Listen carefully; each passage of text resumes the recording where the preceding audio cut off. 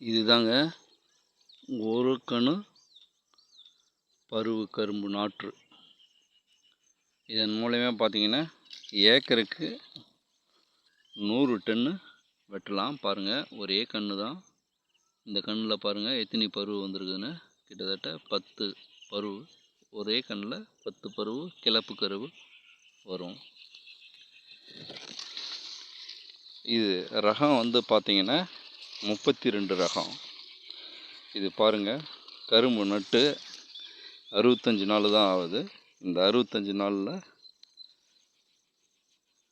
கிட்டத்தட்ட 4.5 அடி கரும்பு வளர்ந்துருக்குது பாருங்கள். இது நல்ல மகசூல் தரும். இது விவசாயத்தினுடைய புது முயற்சியான பலன். அதனால் விவசாயிகளே, நீங்களும் இந்த வழிமுறையை தேர்ந்தெடுத்து பயன்பெறுமாறு உங்களுடன் ஒரு விவசாயி பேசுகிறேன். நன்றி.